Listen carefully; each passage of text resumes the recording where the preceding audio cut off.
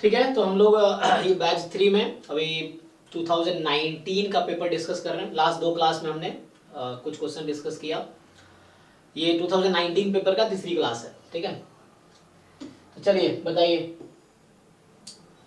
क्या क्या रह गया था। 36, ओके 36, चलो ये 36 है। तो इसका एक तो सिंपल अप्रोच है कि आपको डबल एक्सपोनेंशियल का आइडिया हो, दूसरा इसका प्रूफ भी लिख सकते हैं। तो देखो 2 तरीके से तो सॉल्व कर सकते हैं हम लोग।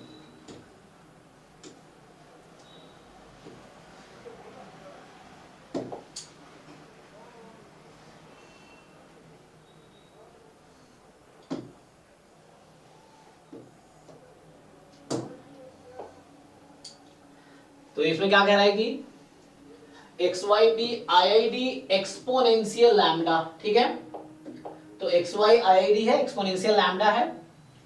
जेड जो है maximum of X minus Y comma 0 है। तो which of the following statement is are true. तो ये जो जेड है एक्चुअली हमारे पास ये है maximum of x minus Y comma 0। तो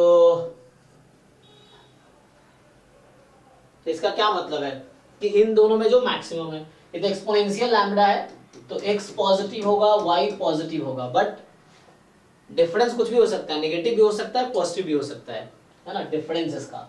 लेकिन हमें इन दोनों का मैक्सिमम लेना है, तो मैक्सिमम या तो 0 आएगा या x माइनस वाई। तो बताओ ये मैक्सिमम 0 कब होगा और x माइनस वाई कब होगा? इन दोनों x ग्रेटर देन वो वाला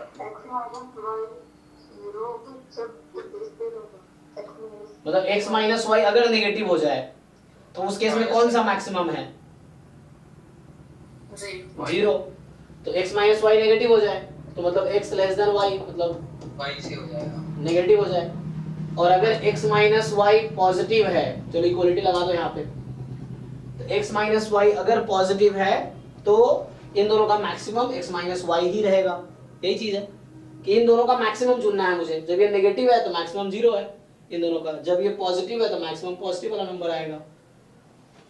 तो देखो यहां से ये z फिर से मिक्स्ड रैंडम वेरिएबल हो गया। z is a mixed random variable. तो आओ ट्राई करते हैं। सो एक तो सिंपल सा है कि प्रोबेबिलिटी z बराबर 0 निकाल लो, है ना। इस तरह क्वेश्चन हमारे टेस्ट सीरीज में भी काफी है ना, कुछ मॉक टेस्ट आई थिंक कर रहे थे 10, 11 सब में था। एक्सपेक्टेशन से ज्यादा था एक्सपेक्टेशन। हाँ, तो यहाँ पहले तो वो निकालना पड़ेगा हमें, z बराबर 0। बताओ क्या आएगा? z की वैल्यू 0 कब है? जब x माइनस 1। हाँ, जब x माइनस, है ना, बात वही है। तुम इसको ऐसे भी लिख सकते हो 0 x माइनस वाई 0 जब x less than equal to y है, और x माइनस वाई जब x मोर देन y, बात बराबर है। तो ये 0 कब है z की वैल्यू? जब x less than equal to y है। तो z 0 है जब x less than equal to y है, और x y दोनों कॉन्टिन्यूअस रैंडम वेरिएबल है, तो इसकी प्रोबेबिलिटी कितनी आएगी? है ना। ये डिस्ट्रीब्यूशन कुछ भी हो, एक्सपोनेंशियल है तब भी और एक्सपोनेंशियल नहीं होता तब भी आंसर हाफ ही आता, क्योंकि अभी हमने पिछले क्लास में रिजल्ट देखा था कि y2 लेस डबल इंटीग्रेशन से किया था तो तब भी हाफ ही आएगा। क्यों नहीं आएगा भाई?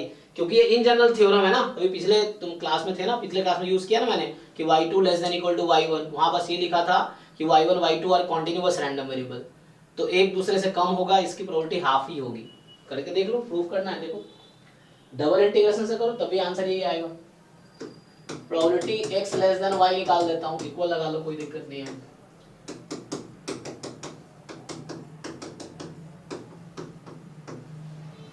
बताओ लिमिट क्या लोगे? 0 से y तक ले लेते x की। x लेस देन y है तो x लेस देन y है ना, तो जैसे यहाँ 0.10 है तो यहाँ x तो मोर देन y है, तो ये वाला रीजन है, क्या ही फर्क पड़ता है। तो चलो x की लिमिट लो, ये y बराबर x है, तो यहाँ y बराबर 0 है ना। एक मिनट, y एक्सिस है, x बराबर 0 है, y एक्सिस x बराबर 0, तो x की वैल्यू 0 से लेके y, x की वैल्यू 0 से y और y की वैल्यू है ना, तो यहाँ x is equal to y है, ये समझो। और x सर वो हो गया सर, मैंने जो पीडीएफ था वो सिर्फ एक का लिखा था, बस इससे वजह से। तो ज्वाइंट लिखना है ना हमें, क्योंकि इंडिपेंडेंट है ज्वाइंट, ये दो रैंडम वेरिएबल है ना, तो ज्वाइंट पीडीएफ लिखना पड़ेगा मुझे। तो joint PDF is a product of marginal PDF, जो ज्वाइंट पीडीएफ है वो मार्जिनल का प्रोडक्ट है। तो सॉल्व करो, ये हाफ ही देगा, तो ये हाफ आ जाएगा। तो इन जनरल थ्योरम है, तो ये हो गया। तो यहां से ये पता चलता है कि एक तो ये ओके है ना, तो ये गलत है, ये चीज है। तो ए सही है तो सी गलत है। अब बी डी में से वही एक ट्रू एक फॉल्स होगा, सेम ही चीज पूछ रहा है, तो या तो बी ट्रू होगा डी फॉल्स होगा, डी ट्रू होगा बी फॉल्स होगा। अब यहाँ पे ये है, या तो मैं प्रूफ करूं अलग से, तो अलग से एक बार ट्राई करता, वरना एक सिंपल सा अप्रोच ये भी है इसका कि जस्ट तुम्हारे पास क्या है, अगर ये मैक्सिमम का इसको कॉन्सेप्ट नहीं होता तो क्या होता हमारे पास कि मान लो मैं ले लेता हूं तत्काल W ले लेता हूं, W is x minus y. तो x माइनस वाई का डिस्ट्रीब्यूशन क्या होगा? लाप्लास। हाँ, तो ये आपका डबल एक्सपोनेंशियल या लाप्लास डिस्ट्रीब्यूशन होगा। तो डबल एक्सपोनेंशियल में पीडीएफ क्या होगा? डबल एक्सपोनेंशियल या लाप्लास, लाप्लास में पैरामीटर क्या लिखूं यहाँ पे? ये थिंक आता है 1 बाई लैम्डा और क्या मीन, तो इसका 0 हो जाएगा, तो 0 कॉमा 1 बाई लैम्डा ये वाला है। देखो जरा पीडीएफ क्या आएगा इसका। एफ ऑफ डब्ल्यू मान लो इन टर्म्स ऑफ कोई वेरिएबल लिख लो, टी के टर्म में लिख लो। तो लाप्लास का पीडीएफ क्या आता है, देखो उसके टर्म में पीडीएफ लिखो, देख के बताओ डबल एक्सपोनेंशियल का पीडीएफ क्या 1/2b 1/2b होता है ना, तो ये b है, ये म्यू है, b है 1/2 lambda into e की power minus lambda x, e की power minus lambda mod of x। हाँ, mod x minus mu upon b है ना, माइनस में, तो x माइनस म्यू, तो x तो 0 है, तो यहाँ t के टर्म में लिख रहा हूँ, तो t माइनस 0 का mod upon mu, b b या 1 बाई लैम्डा, तो ये लैम्डा उधर आके मल्टीप्लाई हो जाएगा, ठीक। तो कहने का मतलब ये हो गया आपका minus lambda mod T, T is a real number, ठीक, ये पीडीएफ होता है। अच्छा, इसका सीडीएफ क्या आता है?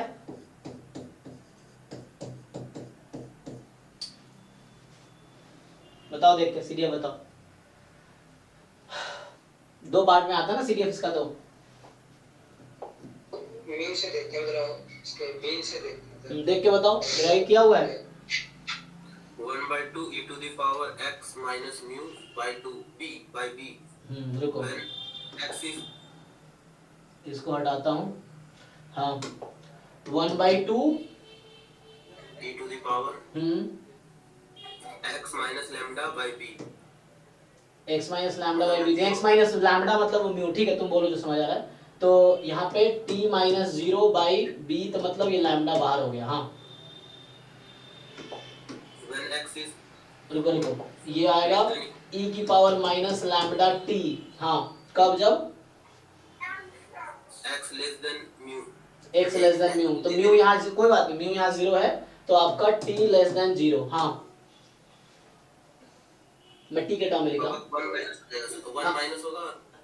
हाँ, तो आप जो बता रहे हो वही बताओ, फिर मैं अपने हिसाब से चेंज कर लूंगा। हाँ, क्या 1 माइनस ये सेम चीज? यस सर, सेम यही होता है ऊपर वाला। देखिए साइन का देख लो, साइन का डिफरेंस हो सकता है, चेक करो। ऊपर वाला माइनस नहीं होगा, माइनस नहीं आएगा, तो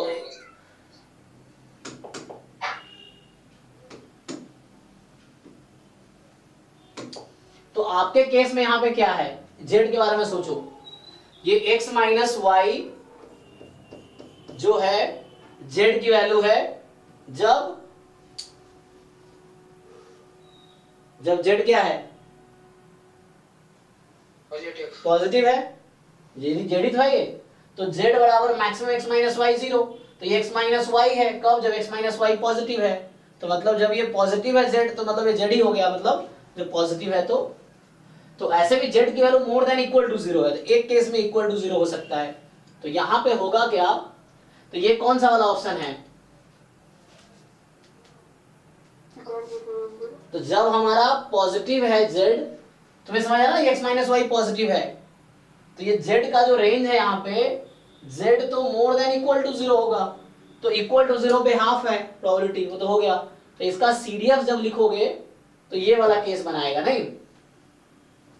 तो एक तो ये है, एक प्रॉपर प्रूफ लिखने का है। चेक करो आंसर क्या दे रखा है, आंसर की में चेक करो ऑफिशियल, अच्छा। तो हमने क्या किया, ये चूंकि हमारा z नेगेटिव नहीं हो सकता ना, इस केस में जो हमारा z है वो नेगेटिव नहीं हो सकता है ना, क्योंकि 0 या पॉजिटिव है, तो पॉजिटिव में है, तो जब ये पॉजिटिव में है तो यही वाला CDF बन के आ जाएगा। दूसरा तरीका इसका ये है कि मैं प्रॉपर इसका CDF निकालूं। जैसे तुम्हें याद होगा जब मॉक टेस्ट का डिस्कशन कर रहे थे, मैं इसका कई बार डाउट क्लास में कई लोगों ने पूछा है, जैसे मैक्सिमम ऑफ x, θ/2 था, या मैक्सिमम x, 0 है, या मिनिमम x, 0, तो ऐसे फंक्शंस का मैंने वो ट्रांसफॉर्मेशन से PDF और CDF कई बार निकाले हैं। तो उसी तरीके से मैं इसका PDF और CDF ट्राई कर सकता हूं। तो ये है कि अगर दूसरा अप्रोच से मैं प्रॉपर CDF फाइंड करूं इसका, तो ये एक तरीके से सॉल्व हो गया है। दूसरा तरीका, तुम्हें अगर ये याद नहीं है, जैसे वो अभी मुझे भी याद करना बड़ा मुश्किल काम लगता है, मैं एग्जाम से पहले चीजें याद करता हूँ, जरूरत है ना, वैसे वो है, तो तुम्हें तो याद रखना पड़ेगा, एग्जाम तुम्हें देना है तो वो चीजें हैं, तो वैसा है कि तुम्हें कुछ चीजें याद रखनी पड़ेंगी। तो यहां से अगर मैं ये डिराइव करूं तो क्या होगा, probability z less than equal to z, small z। अब इसको मैं दो पार्ट में ब्रेक करता हूं, दो पार्ट में ब्रेक करूंगा तो फिर से इंटरसेक्शन लूंगा मैं, z less than equal to z intersection, ये दो पार्ट है मेरे पास, या तो ऐसा होगा या ऐसा होगा x y, तो या तो x माइनस वाई, या इसको ब्रेक करता हूं, ये बात वही है, x less than equal to y का मतलब x less than equal to y है और x मोर देन y है। अब इसके हिसाब से अभी मैं क्या लेके चल रहा हूं, तो अभी मैं मान रहा हूं z यहां हमारा z अगर पॉजिटिव है ना, चलो तो देखो जरा, probability z less than equal to z, तो जब x less than equal to y है तो z की वैल्यू कितनी है, 0, so 0 less than equal to z, capital Z और स्मॉल z समझ पाओगे ना। एक तो मेरा राइटिंग ऐसे खराब है कि तुम्हें डिफरेंस दिखेगा भी नहीं, तो एक काम करता हूं, इसको मैं t ले लेता हूं ताकि तुम्हें समझ आए। तो जो मैं z लिख रहा हूं वो एक्चुअली कैपिटल Z है, जहां भी z लिख रहा हूं वो कैपिटल Z है, और यहां मैं इसको t के टर्म में लिख देता हूं। तो यहां क्या हो जाएगा, कैपिटल Z की जो वैल्यू है वो 0 के इक्वल है, कब, जब x less than equal to y है, intersection x less than equal to y प्लस प्रोबेबिलिटी ये z है ना, तो जब x मोर देन y है, जब x मोर देन y है तो z की वैल्यू x माइनस वाई है, तो z को x माइनस वाई रखेंगे, ये चीज होगी। अब इसको सिंप्लीफाई करना होगा, तो यहां पे थोड़ा सा है ना, यहां थोड़ा सा स्ट्रगल है, तो जाके सीधा सीधा ये निकल के आ जाएगा, देखो।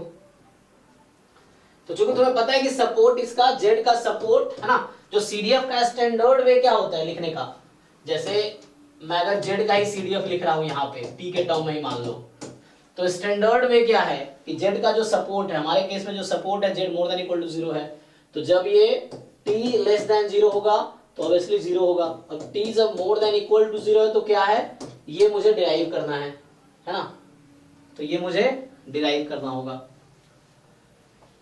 तो इक्वल टू 0 पे तो हाफ है, तो ठीक है। देखो तो अभी मैं मान के चल रहा हूं z मेरा पॉजिटिव है, मतलब यहाँ जो रेंज में ले रहा हूं z t का, ये पॉजिटिव t के लिए मैं फाइंड कर रहा हूं, जब t मेरा पॉजिटिव है तो क्या होगा, तो उसके लिए मैं फाइंड कर रहा हूं।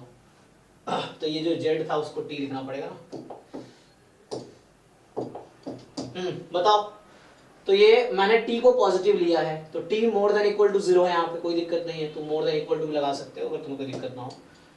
तो बताओ इन दोनों का इंटरसेक्शन क्या होगा, ये ट्रू है या फॉल्स है, ये स्टेटमेंट ट्रू है या फॉल्स है, t more than equal to 0, अरे मैं टी मोर देन इक्वल 0 के लिए काम कर रहा हूँ मैं, क्योंकि मुझे इसके लिए चाहिए ना। तो यहाँ पे 0 पॉजिटिव भी हो सकता है, तो उसके हिसाब से आ जाएगा। तो ये मैं ये पूछ रहा हूँ इन दोनों का इंटरसेक्शन क्या लिखूं मैं?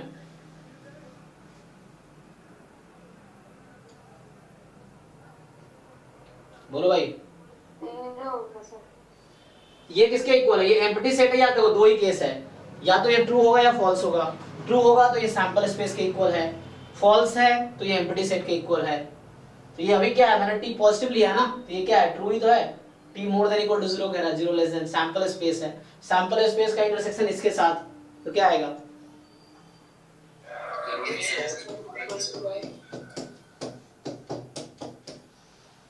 अब यहाँ पे देखो ध्यान से, तो अभी x मोर देन y है, तो इसको एक मिनट ठीक से लिखता हूं, x लेस, इसको उधर भेज दो, तो less than equal to t plus y intersection x more than y, और इसकी वैल्यू कितनी है प्रोबेबिलिटी? ये हाफ है, प्लस अब यहां देखो t कह रहा है कि लेस है t प्लस वाई से और x मोर देन है y से, तो इसका इंटरसेक्शन क्या आएगा?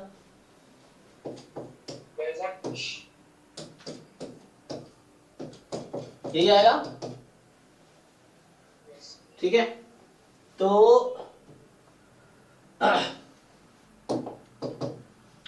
हाफ प्लस, अब यहां फिर से ध्यान दो, यहां दो रैंडम वेरिएबल इन्वॉल्व है, कैपिटल X और कैपिटल Y, तो यहां मुझे करना पड़ेगा डबल इंटीग्रेशन, इसका ज्वाइंट पीडीएफ लैम्डा e की power minus lambda x lambda e की power minus lambda y dx dy। बताओ x की लिमिट क्या लूं? देख तो रहा है y to t plus y, और y की लिमिट क्या लेंगे? 0 से जो सपोर्ट है y का है ना, करो इसको इंटीग्रेशन, तो इसको इंटीग्रेट करोगे वही आंसर आएगा जो ये ऑप्शन में दे रखा है, सीधा सीधा डायरेक्टली आंसर आएगा यही वाला, करके देखो इंटीग्रेशन। ये दूसरा तरीका था कि तुम्हें अगर फॉर्मूला याद नहीं है तो ऐसे करो, इसको इंटीग्रेट करो और ये बिल्कुल वही आएगा जो ऑप्शन है डायरेक्टली, तो मतलब ये जो भी क्वांटिटी आएगी वो यहाँ लिखना है आपको, तो यहाँ जो आया था वही जो आंसर है वही आएगा कि 1 माइनस लैम्डा टी, यही आएगा सीधा, यही था ना, क्या था 1 माइनस हाफ e की पावर माइनस लैम्डा टी ना।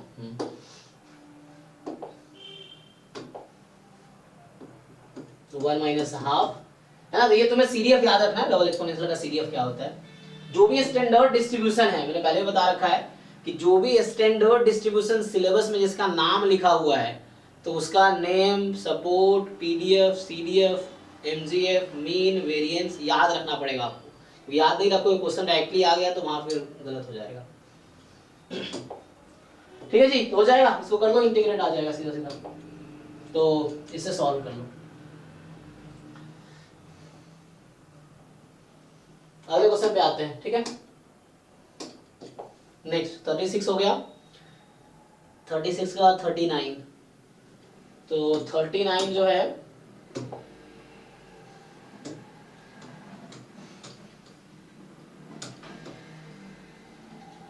ये बोल रहा है कि x1 x2 xn be a random sample from uniform theta 0, ठीक, जहां थीटा नेगेटिव है, tn है मिनिमम एक्साइज का, मतलब tn is the first order statistics, then which of the following sequence of estimator is are consistent।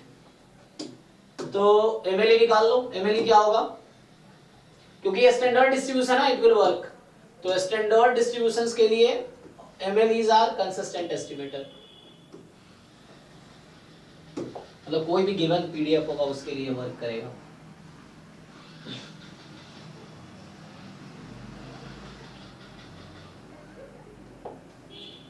So x1 x2 xn भी random sample from uniform, ठीक है ना जी। बताओ इसका MLE क्या आता है, इसका पीडीएफ आएगा 1/0 माइनस थीटा, जब xi की वैल्यू है थीटा से 0, ठीक है ना, क्योंकि थीटा नेगेटिव है इसीलिए, तो यहां से लाइक्लीहुड फंक्शन लिखोगे तो 1 अपॉन माइनस थीटा की पावर n, और यहाँ थीटा इक्वलिटी लगा लो, कोई दिक्कत नहीं है।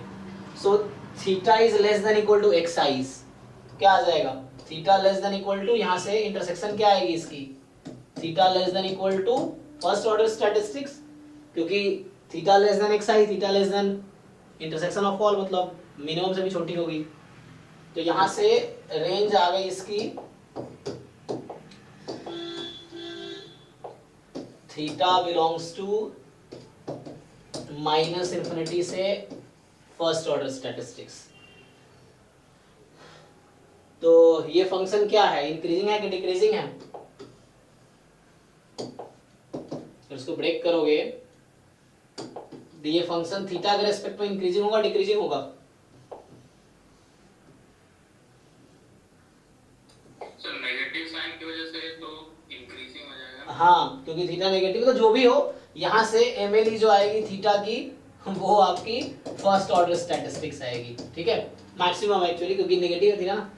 तो इसको डिफरेंशिएट करके देख लो, डेरिवेटिव पॉजिटिव आएगी कि नेगेटिव आएगी।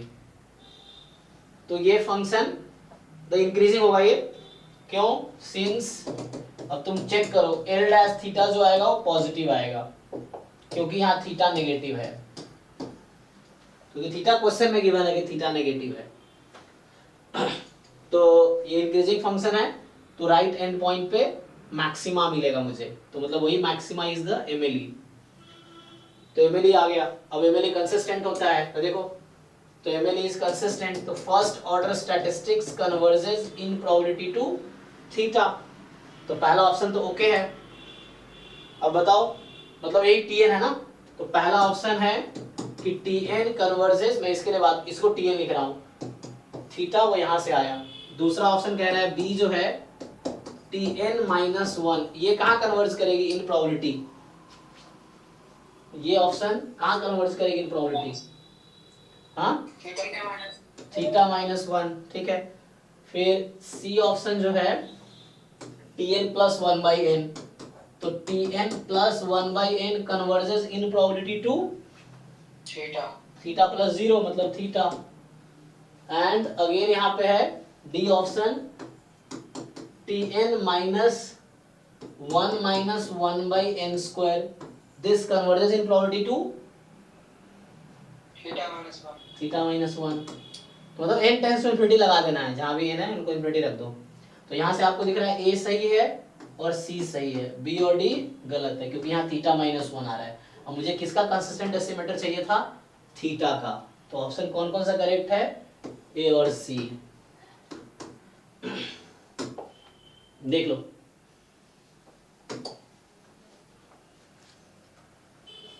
तो यहां यूज किया हमने MLE is consistent for the standard distribution, है ना। वो रेगुलरिटी कंडीशन वो बहुत कॉम्प्लिकेटेड है, तुम्हारे लेवल पे you can assume all MLEs are consistent, है ना, बट इन जनरल हालांकि है ना, प्रूव्ड नहीं है स्टेटमेंट ये, तो but it will work for the distributions. Next, तो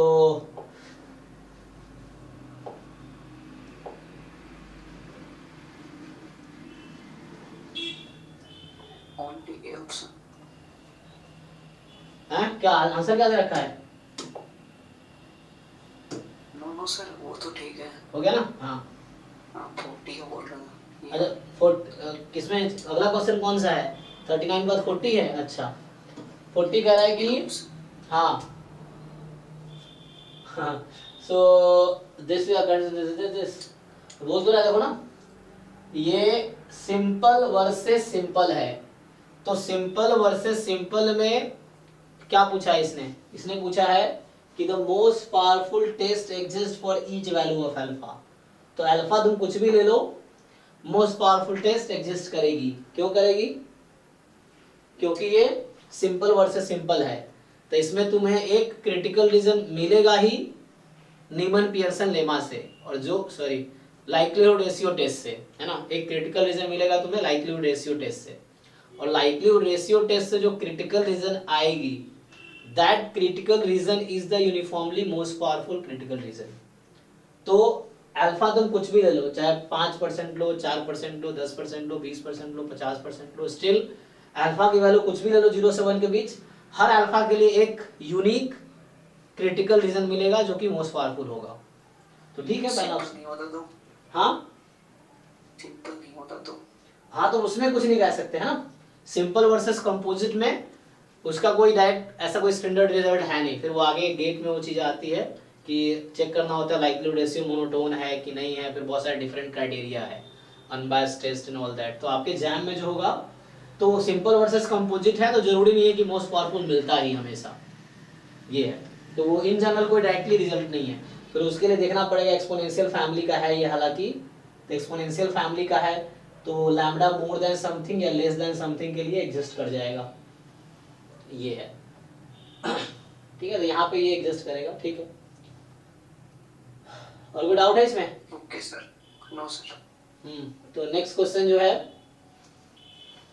41 42 41 में क्या है, root n plus 1 root n plus 2 root n plus n। तो पहले एक काम करो, 1/n को बाहर करो, इस रूट n को सब में डिवाइड कर दो, हर टर्म में डिवाइड कर दो, तो ये कहीं ना कहीं वो जो फॉर्मूला है उस पर फिट हो जाएगा। तो ये पहचानना पड़ेगा, इस तरह क्वेश्चन क्या है ना, तो यहाँ पे ये इंटीग्रेशन बनाएगा, है ना, ये इंटीग्रेशन पे फिट होगा ये, कि वो जो लिमिट, हाँ लिमिटेड सम वाले फॉर्मूले पे, तो वो तुम्हें चेक करना पड़ेगा कि ऐसा k/n का फॉर्म तो नहीं बन रहा, इसीलिए। तो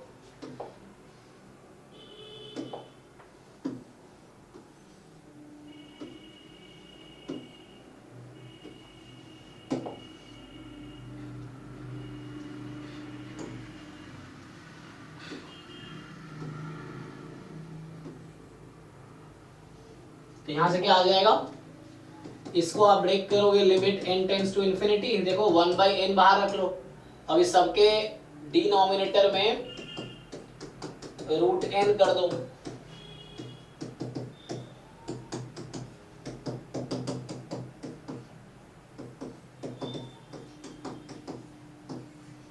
इस तरह से। तो limit n tends to infinity 1/n, अब इसको सिंप्लीफाई कर दो, तो जब रूट कॉमन लोगे तो ये रूट में रहेगा 1 प्लस 1/n, रूट में 1 plus 2/n, dot dot dot, root में 1 प्लस n/n, है ना, 1 प्लस 1 हो जाएगा। तो ये आ गया, क्योंकि मुझे फॉर्म में लिखना है तो हमें फॉर्मूला जैसा बनाना पड़ेगा, तो summation root under 1 plus k/n, k from 1 to n, ये हो गया, और k फ्रॉम 1 to n है, तो यहां से लिमिट n टेंस तो हो गया, तो ये 1/n, ये जो समेशन है वो इंटीग्रेशन बनता है, और root under 1 plus x 1/n dx बनेगा, 0 से 1, इसको इंटीग्रेट कर दो, हो जाएगा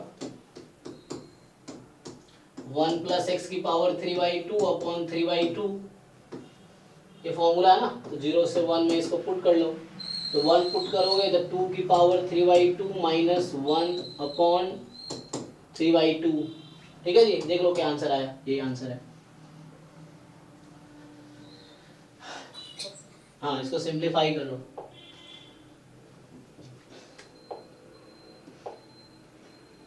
तो आगे जो है 42 कह रहा है कि ये आपके पास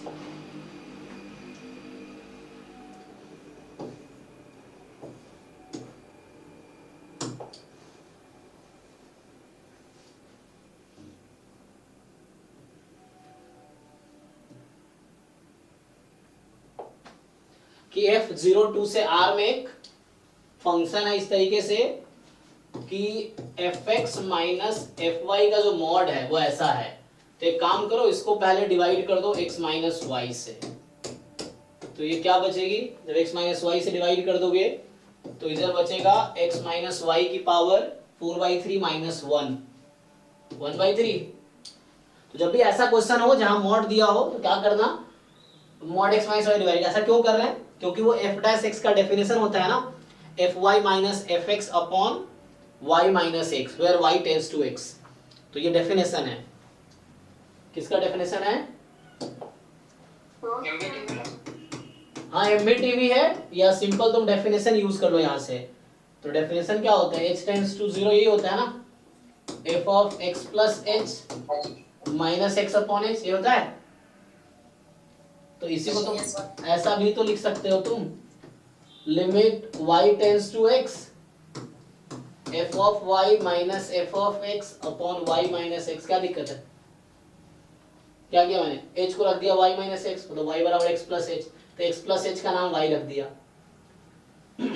सेम चीज है, इसका मॉड लगा दो, मतलब मॉड लगा दो, कोई दिक्कत नहीं, लिमिट शिफ्ट हो सकता है। तो यहाँ पे जब तुम हाँ बात कैसे ये यूज कैसे करना है? हाँ रिपीट करो कैसे। ये 0 to fx है, ये यूज कैसे करना है ये समझ नहीं आ रहा, यहाँ तक तो कर लिया था। अच्छा ओके ओके, तो अभी हो जाएगा। देखो अब तुम्हें बोला है कि वो कैसे यूज कभी दिख जाएगा। चलो इसमें लगाओ, दोनों तरफ लिमिट लगाओ, limit y tends to x या x टेंस टू y, तो क्या बनेगी? ये लेफ्ट साइड क्या बनेगी?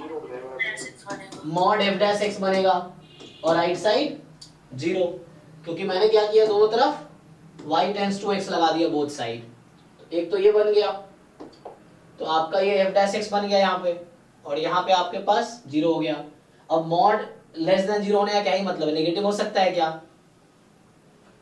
तो इसका क्या मतलब है? ये 0 ही होगा, दूसरा ऑप्शन तो है ही नहीं, क्योंकि नेगेटिव तो हो नहीं सकता, मॉड्यूलस है ना, तो नेगेटिव तो हो ही नहीं सकता। तो मतलब ये मॉड 0 ही होगा, और 0 ही होगा मतलब f डैश x 0 होगा। और f डैश x 0 कब होता है? fx कांस्टेंट फंक्शन जब fx कोई कांस्टेंट है। अब जो तुम पूछ रहे थे कैसे पता चलेगा, मतलब अब इसका क्या करना है, अब इसका काम आ गया, fx को कांस्टेंट रख दो, यहाँ से कांस्टेंट मिल जाएगा। क्या आया कांस्टेंट? fx को k रखो, k क्या मिला? 0 से 2 रे k dx है भाई। बताओ यहाँ से k कितना आया? 1/3 आ गया, तो k आपका 1/3 आ गया।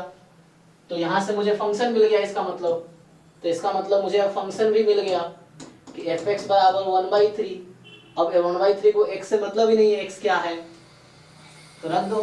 तो ये आ गया समेशन 1/3 k फ्रॉम 1 से 2019। क्या आ जाएगा सम? अब यहाँ x तो है, k तो है ही नहीं, तो 1/3 को ऐड करो 2019 टाइम, तो मतलब ये आंसर है। चेक करो। सर ये जो k की वैल्यू 1/3 है, इस फंक्शन में डायरेक्ट रखेंगे तो ये f ऑफ 3 नहीं होगा ऐसे करके? कौन सा? हमने k की वैल्यू 1/3। क्या ही फर्क पड़ता है, कांस्टेंट है ना। अरे इस k से इस k को कोई मतलब, रुक जाओ, इस k का उस k से कोई मतलब नहीं है। क्वेश्चन में जो k यूज हुआ है और जो मैंने k यूज किया उसका कोई रिलेशन नहीं है। तुम कुछ नया नाम ले लो, c रख लो इसको, तो यहाँ c रख लो, यहाँ c रख लो, ठीक है। अब देख लो, ये जो मैंने k यूज किया था उसका उससे कोई रिलेशन नहीं है। अब fx 1/3 है, तो f ऑफ 1/x भी 1/3 ही होगा, क्योंकि 1/3 को x से थोड़ी मतलब है, तो कांस्टेंट है। तुम x को कुछ भी कर दो, 1/3 को कोई इफेक्ट पड़ना ही नहीं है, क्योंकि वो तो x से फ्री है। बताओ भाई, ठीक है। चलो आगे, नेक्स्ट क्या हो गया? 45 एंड 47।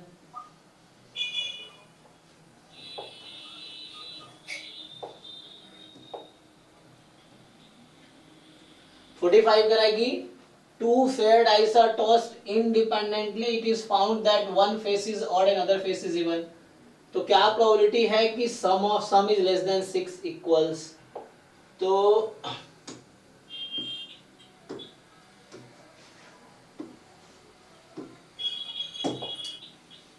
हाँ जी, एकता आपका माइक ऑन है, तो यहां से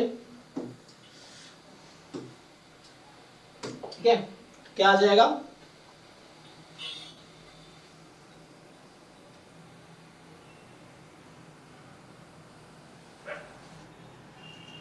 सर वो सेम प्लेस में सुना सकते हैं उसका, वहाँ से देख सकते हैं। तो सिंपल है ना, एक टू फेयर डाइस को टॉस किया इंडिपेंडेंटली, तो सैंपल स्पेस क्या हो जाएगा इसका 1 1 से लेके 6 6 तक।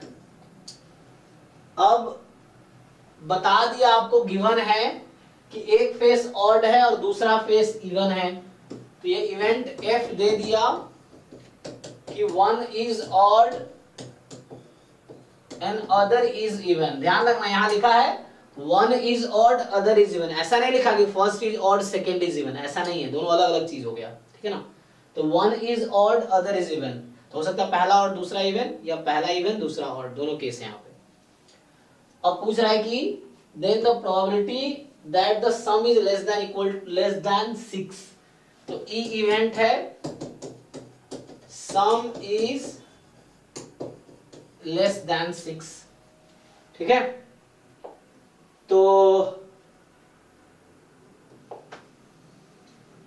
सम इज लेस देन 6, क्या बेसिक प्रोबेबिलिटी का क्वेश्चन है, क्लास 12 का क्वेश्चन है ये, है ना। तो ये सब एग्जाम में छोड़ने लायक क्वेश्चन नहीं है। जैसे बहुत लेंदी क्वेश्चन जो आता है सब बहुत, है ना, वर्ड प्रॉब्लम जहां काउंटिंग बहुत ज्यादा हो, जो आपको लगे डिफिकल्ट है, स्किप करो उसको इनिशियली, क्योंकि टाइम किल होगा टाइम, और तो जो इस तरह क्वेश्चन ये आसान क्वेश्चन है।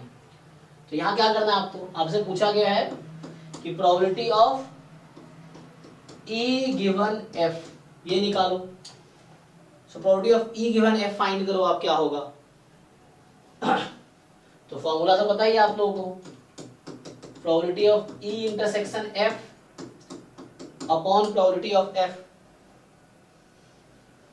ई इंटरसेक्शन एफ क्या है, तो यहाँ ऐसे आउटकम है जहां एक ऑड एक इवन है, और यहाँ ऐसे आउटकम है जिसका सम 6 से कम है।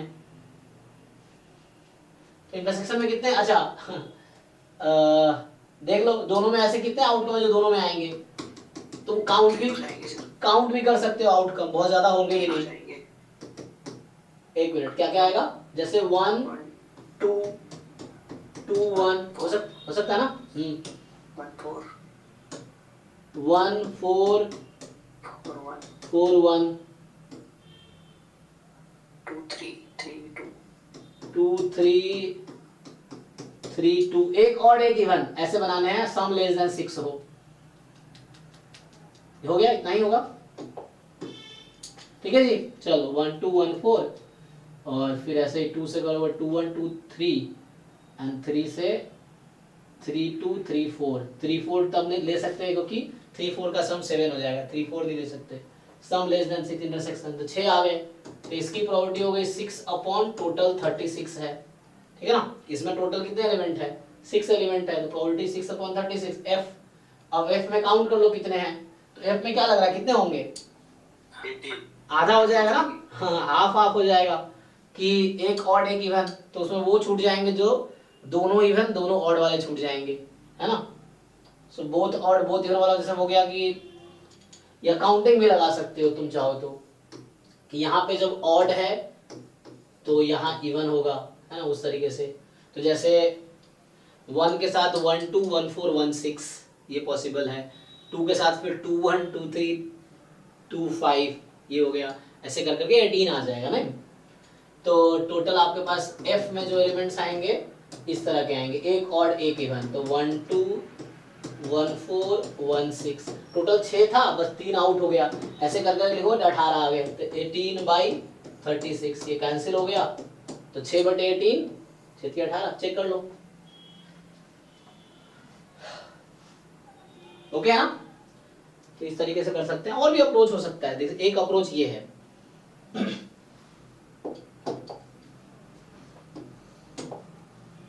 ये 45 है, 45 के बाद 47 क्या है कि in a production line of a factory each packet contains 4 item. अच्छा,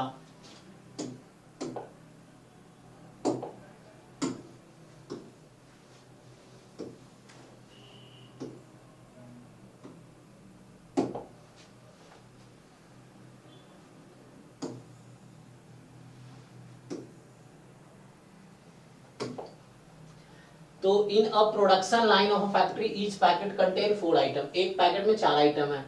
past record shows that 20% of the produce item are defective, तो डिफेक्टिव होने की प्रोबेबिलिटी 20% है। तो प्रोबेबिलिटी ऑफ डिफेक्टिव, कोई भी एक आइटम डिफेक्टिव होगा 20/100, नॉट डिफेक्टिव मतलब गुड बोल सकते हो उसको, वो 80/100 है। A quality manager inspect each item in a packet and approves the packet for shipment if at most one item in the packet is found to be defective।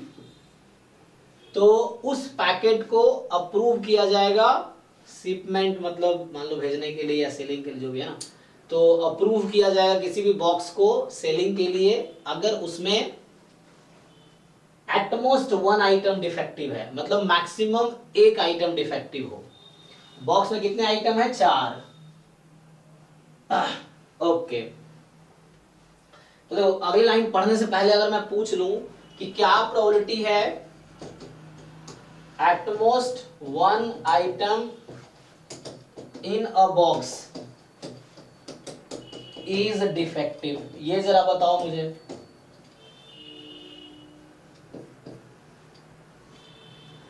ज्यादा से ज्यादा एक डिफेक्टिव हो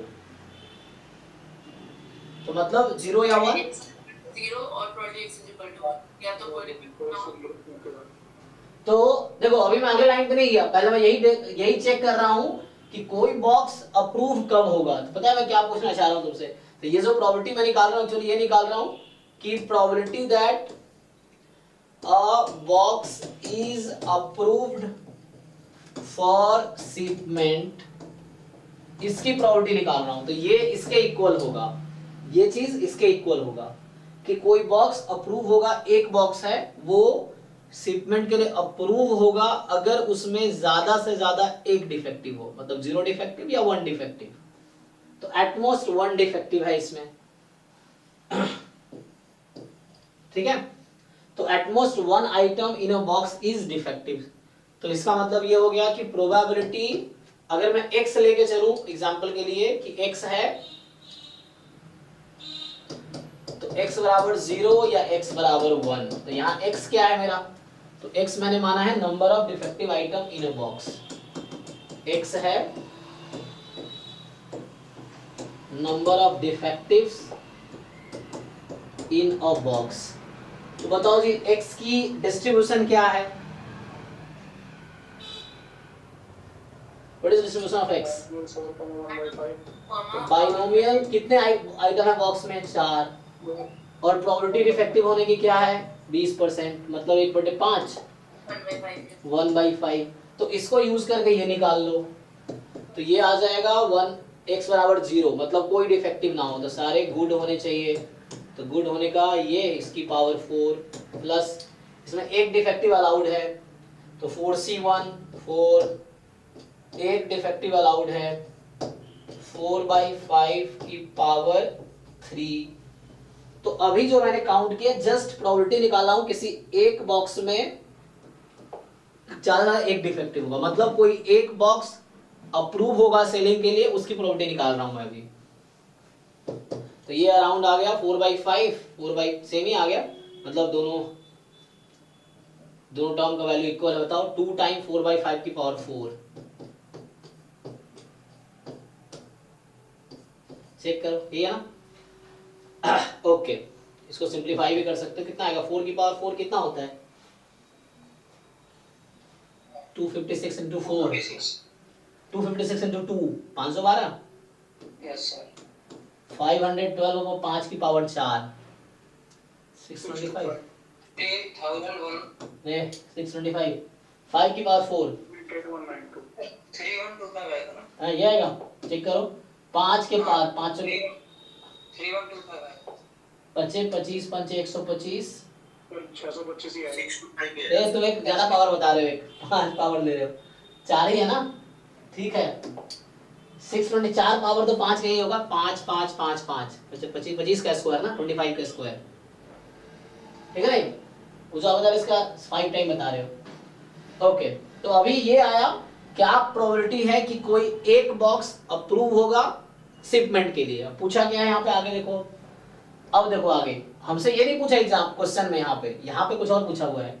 then the probability that out of the 3 randomly inspected packets, तो अभी हम एक packet पे काम कर रहे थे, अब नंबर ऑफ पैकेट बढ़ गया, तो मतलब ये है, तो अब एक नया रैंडम वेरिएबल आएगा। तो x जो रैंडम वेरिएबल है वो क्या काउंट कर रहा है, नंबर ऑफ डिफेक्टिव। जो x काउंट कर रहा था number of defectives in a box.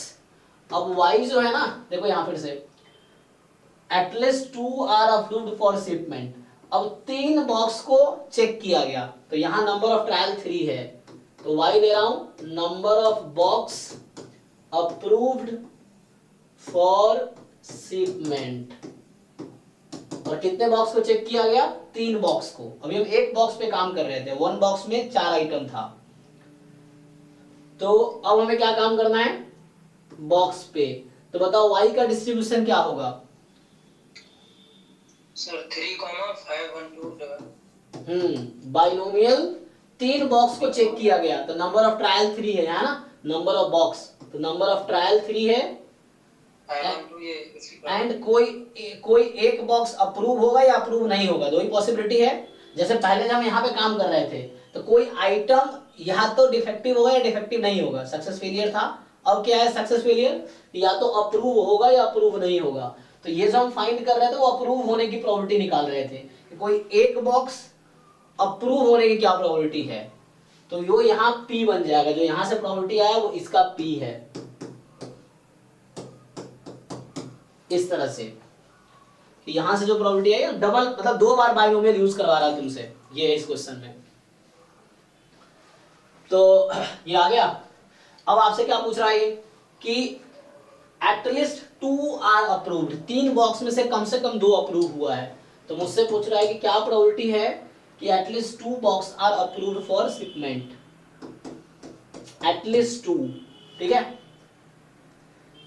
तो निकाल लो प्रोबेबिलिटी y बराबर 2 या y बराबर 3, यही पॉसिबिलिटी है। तो 2 यहां से देख लो, 3c2 तो 3 टाइम, और यहाँ थोड़ा कैलकुलेशन है, कैलकुलेटर यूज करना पड़ेगा। सो 3c2 इसकी पावर 2 और 1 में से घटा लो इसको, कितने का डिफरेंस है, 3 1 1 113, ठीक है, अपॉन 625 प्लस 3c3y सारे अप्रूव हो गए, तो ये 512 अपॉन 625 इसकी पावर 3।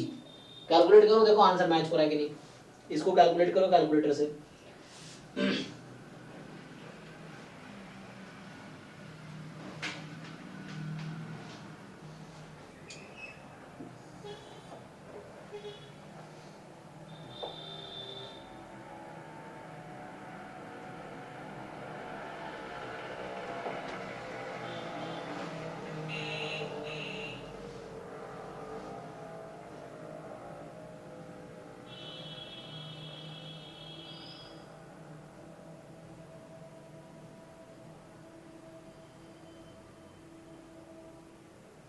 आ जाएगा, कर लो, आंसर मैच हो जाएगा। तो इसमें मैच करना आंसर क्या आएगा, किसी को डाउट है तो पूछो, ठीक है। तो ये आपका 47 हो गया। नेक्स्ट क्या है, खत्म, और कोई डाउट है कि नहीं। 51 है सर। कौन सा 51, अच्छा, अरे ऊपर है, 51 52 53। तो अच्छा ये 51 कल वाला क्वेश्चन था नहीं, अच्छा तो इसका रास्ता ढूंढना पड़ेगा, कैसे करेंगे, चलो इसने ट्राई किया इसको, देखते हैं। सर ग्रुप में भेजा था कल। अच्छा भेजा था क्या, देखता हूँ।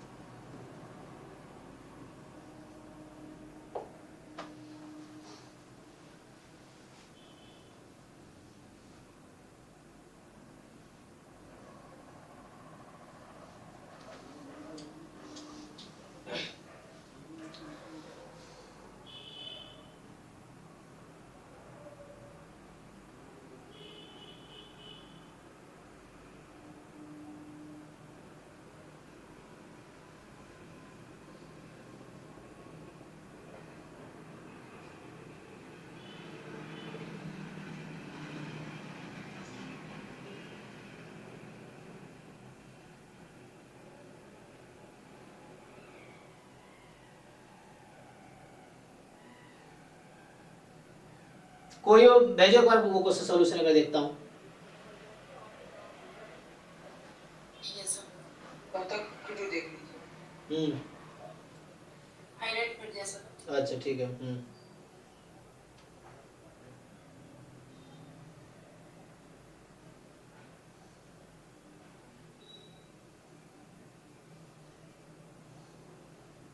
अच्छा भेज दिया। देखो तो इसमें क्या किया है कि n टेंस टू 0 कर दिया, ठीक है। अच्छा तो यहाँ पे जो सॉल्यूशन किया गया मतलब किस तरीके से करो तो इसी क्वेश्चन को रिड्यूस किया जा सकता है कि मान लो 1/n को तुम x रख दो अभी के लिए, तो n टेंस टू इंफिनिटी है तो ये n हो जाएगा 1/x, ये 1/x e, n को 1/x कर देता हूँ और 1 प्लस x इसकी पावर 1/x। अब x टेंस टू क्या हो जाएगी 0, ठीक है। तो अभी क्या किया हमने कि n को 1/x या x को 1/n कर दिया, तो इससे आ जाएगा। अब यहाँ पे क्या किया मतलब अभी मैं यही समझा देता हूँ जो इसने किया। कई सारे अप्रोच हो सकते हैं, एक अप्रोच ये है। तो यहाँ पे फिर क्या किया, कॉमन ले लो तुम, है ना। अच्छा एक्सपेंशन यूज कर लिया फिर, तो यहाँ 1 प्लस इसका पहले एक्सपेंशन यूज किया, तो इसका एक्सपेंशन क्या है e तो बाहर है ना, उसका एक्सपेंशन तुम्हारे पास है। तो ये तुम देख लो इसका एक्सपेंशन क्या है। तो ये 1 प्लस x की पावर 1/x, मतलब टेलर सीरीज एक्सपेंशन से कर सकते हैं प्रूफ, है ना। टेलर सीरीज में तो किसी भी फंक्शन का हम जो डिफरेंशिएबल फंक्शन है, किसी भी डिफरेंशिएबल फंक्शन का टेलर सीरीज एक्सपेंशन लिखा जा सकता है। वो f0 plus f'0 upon 1 factorial x plus f'0 upon 2 factorial x square and so on. तो उस तरीके से ब्रेक करोगे तो ये आपका बन के आएगा, ये आता है e time 1 minus x/2 plus 11x square by 24 plus something या माइनस समथिंग। तो आगे की जरूरत नहीं पड़ेगी, वो 0 ही हो जाएगा, है ना। तो इसको अप्लाई कर लीजिए।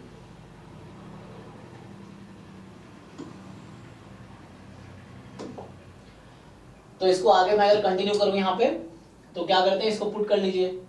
सो जब पुट करोगे इसके जगह पे तो ये e और e कैंसिल हो जाएगा, ठीक है। तो क्या आएगा यहाँ से, बीच में क्या माइनस है ना, अच्छा मैंने प्लस लिख दिया है ये, तो यहाँ पे बीच में माइनस है, ये माइनस है ना। तो मैंने बस क्या किया, x को 1/n, x को 1/n या n को 1/x, जब लिख ही दिया n को 1/x, सेम चीज है। तो n को 1/x लिख के फिर सिंप्लीफाई कर लो, तो अब आ जाएगा। और ये e और e यहाँ कैंसिल हो जाएगा ना, इस e को यहाँ बुला लो, तो ये e और e कैंसिल हो गया, तो बचेगा -1/x और 1 minus x/2 plus 11x square by 24 minus dot dot dot. तो यहाँ से आपके पास तो ये आ गया लिमिट x टेंस टू 0, और इसको ओपन करोगे तो 1/x माइनस 1/x प्लस 1/2, ठीक है। फिर आगे ऐसे ही माइनस 11x/24, और आगे पावर बढ़ते जाएंगे तो वो 0 ही हो जाएगा, तो आगे के टर्म्स 0 हो जाएंगे। तो यहाँ ये कैंसिल हो गया और ये हाफ बच गया, बाकी 0 हो गया, तो जस्ट हाफ आ गया, है ना, बाकी 0 हो गया। ओके ठीक है। तो यहाँ बस ये है कि टेलर सीरीज एक्सपेंशंस आपको यूज करना पड़ेगा इसका, तो ये याद रखना पड़ेगा, या वहां पे भी डिराइव कर सकते हो टेलर सीरीज में f0 plus f'0 upon 1 factorial x and so on. तो टेलर सीरीज एक्सपेंशन के फॉर्मूले से इसको कर सकते हो। तो हमें डेरिवेटिव निकालना, डेरिवेटिव कैसे आएगा, लॉग लगा के आ जाएगा ये। नहीं तो दूसरा ऑप्शन एल ऑर्बिटल भी हो जाएगा, तो एल ऑर्बिटल में भी इसी के डेरिवेटिव की जरूरत पड़ेगी, ये चीज है। तो एल ऑर्बिटल से भी आ जाएगा। नेक्स्ट जो है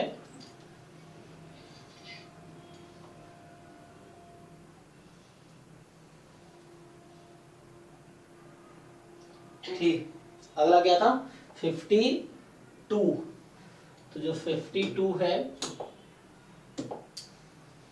ये कह रहा है कि for any real number y let box y is the greatest integer less than equal to y, मतलब ग्रेटेस्ट इंटीजर फंक्शन है। तो आपको फ्रैक्शनल पार्ट पता ही है, y minus greatest integer function of y fractional part है। तो n बराबर 1 2 3 dot dot dot x real number है, तो f2n जो है ये sin x अपॉन x का बॉक्स है, और f2n माइनस 1, तो मतलब ठीक है ना, इवन इंडेक्स के लिए ये है, ऑड इंडेक्स के लिए ये है sin x अपॉन x। तो पूछ क्या रहा है, limit x tends to 0 k from 1 to 10। तो पहले इसकी लिमिट निकाल लो, इसकी लिमिट निकाल लो, आधे आधे टर्म ब्रेक कर लो। तो देखो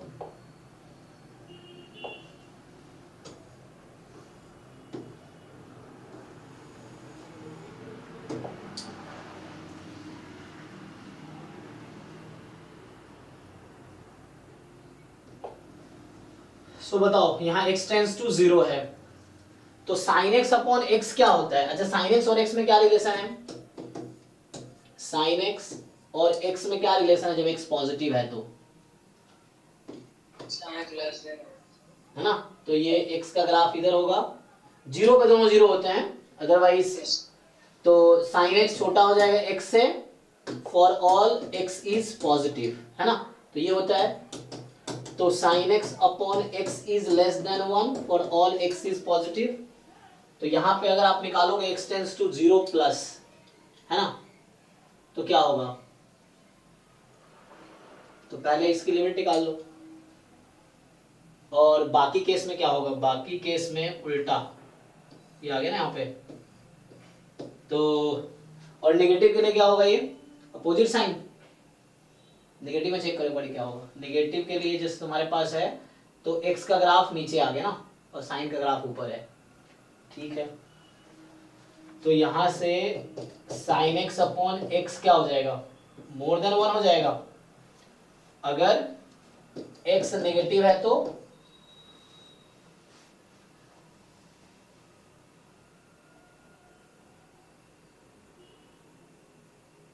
चेक करो क्या आएगा।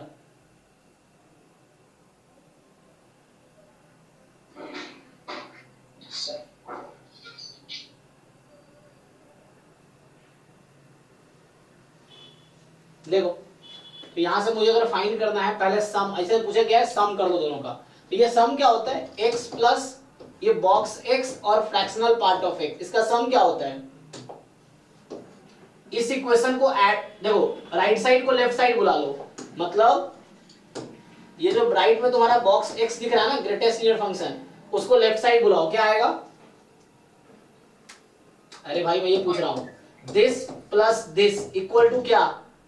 y, तो ये यूज कर दो, इससे डायरेक्टली हो जाएगा, क्योंकि इन्होंने यही ट्रिक खेला यहाँ पे, यहाँ बॉक्स लगाया है और यहाँ फ्रैक्शन लगाया है, और इसका सम ही तो पूछ रहा है। इसको खोलेंगे तो क्या है, ये जरा ध्यान से देखो कि कहाँ से 1 से 100 है, तो ये क्या है? f1 plus f2 plus f3 plus f4 plus f5 plus f6 f99 और f100, तो इसको पेयर वाइज पेयर में काम करो, 50 टाइम्स हो जाएगा सर, है ना? sin x by x निकल हाँ, तो ये क्योंकि सबका आंसर तो सेम ही आएगा, क्योंकि फंक्शन तो कॉमन ही है, जैसे f2 f4 f6 f8 f10, यहाँ n का कोई रोल तो है ही नहीं, n का कोई रोल नहीं है ना, तो मतलब f2 f4 f6 f100 same ही है, f1 f3 f5 f same ही है, तो मतलब ये 50 टाइम f1 प्लस f2 हो गया। अब उसमें लिमिट लगाना, अभी मैं बस इसको खोल रहा था, अब लिमिट लगाएंगे, तो तुम देखो f1 प्लस f2 करो, मैं अभी पूछ रहा हूं, तो f1 plus f2 of x, तो दिस प्लस दिस मिलके क्या होगा? sin x by तो ये जस्ट तुम्हारा हो जाएगा sin x अपॉन x जब x 0 नहीं है, और 1 जब x 0 है, ये दोनों में सॉरी 1 प्लस 1 कितना हो गया? 2 ना, ऐड कर रहे हैं दोनों को, वी आर एडिंग, तो ये 1 प्लस 1 2 हो गया, और दिस प्लस दिस, ये क्वेश्चन में यहाँ लिखा हुआ है, उधर बुला लो, तो y हो जाता है, तो ये हो गया। अब जब लिमिट लगाओगे इसमें x टेंस टू 0, तो क्या होगा देखो, तो जब तुम यूज करोगे limit x tends to 0 f1 plus f2 of x, तो पता है x टेंस टू 0 का क्या मतलब है? What is meaning of x tends to 0? Sir ये ये वाला फंक्शन तो 1 हो जाएगा ना 0 पे। हाँ, x not equal to 0, x tends to 0 का मतलब x नॉट इक्वल टू 0, मतलब x 0 के, हाँ, तो रिलेटेड नेबरहुड बोलते हैं इसको हम। तो ये जस्ट बन जाएगा limit x tends to 0 sin x upon x। इसका कोई काम नहीं है लिमिट में, ये एग्जैक्ट है। टेंड्स टू का मतलब होता है, जैसे मैं बता दूं तुम्हें, ये लिख रहा था ना मैम, x टेंड्स टू 0, इसका मतलब है if and only if x belongs to, क्या लिखते हो तुम लोग, 0 का नेबरहुड क्या होता है, minus epsilon to plus epsilon except 0, ये मतलब है for all epsilon more than 0। तो x टेंड्स टू 0 का मतलब if and only if x minus epsilon से प्लस एप्सिलॉन के बीच है, लेकिन 0 नहीं हो सकता x कभी। डिलीटेड नेबरहुड बोलते हैं इसको हम। ये नेबरहुड है, डिलीट कर दिया 0 को, हमने हटा दिया, डिलीटेड नेबरहुड है। तो ये वैल्यू आ गई 1, तो मतलब ये हो गया कि f1 प्लस f2 की लिमिट 1 हो गई, और ये कितनी बार ऐड हो रहा है, 50 बार, तो 50 इंटू 1, तो आंसर इज 50। जिसको डाउट है बताओ। एक का आंसर 1 है ना, तो पेयर वाइज 1 प्लस 1 प्लस 1, ये 50 पेयर है, तो सबका आंसर ऐड हो गया, तो 50 आंसर आ गया, 50 is the answer.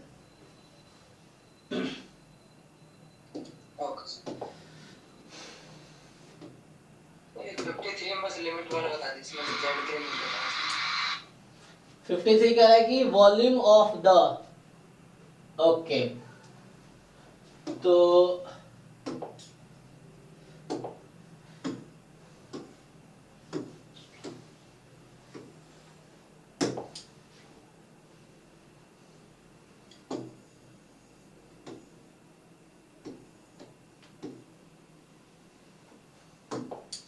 Volume of the region in the first octant, देखो फर्स्ट ऑक्टेंट लिख दिया, मतलब x positive, y positive, z positive, तीनों पॉजिटिव है। तो फर्स्ट ऑक्टेंट में लिख भी रखा है, bounded by cylinder this and this and this. देखो तो वॉल्यूम पूछ रहा है ना, तो पहले dz लिख देते हैं। तो z की लिमिट क्या है बताओ देख के, यहां z बराबर 2 है, और यहां z बराबर क्या आएगा, 4 माइनस 5। हाँ, तो 2 से 4 माइनस y, क्योंकि y की वैल्यू यहां से क्या होगी, 0 से 2 में होगी। अगर तुम इसका ग्राफ बनाओगे xy प्लेन की, तो ये 2 है, तो y तो 0 से 2 में होगा, तो y 0 से 2 में होगा, तो z माइनस y 2 से ज्यादा ही होगा। ठीक है, तो 2 से 4 माइनस y, ये किसकी लिमिट है, z की, dy dx। तो इसको रहने दो अभी, ये तुम्हारा रीजन r है, बाकी xy में रीजन r यूज करो। तो डबल इंटीग्रेशन, ये आ गया 4 माइनस वाई माइनस 2, कितना आ गया, 2 माइनस वाई dy dx। अब बताओ, ये तो यही तो तुम्हारा रीजन है, प्रोजेक्ट, अच्छा एक मिनट, प्रोजेक्शन ऑन, इन दोनों का इंटरसेक्शन क्या होगा, z को अगर 2 रख दो तो क्या आएगा, y प्लस z 4 है और z बराबर 2 है, तो इन दोनों का इंटरसेक्शन क्या है,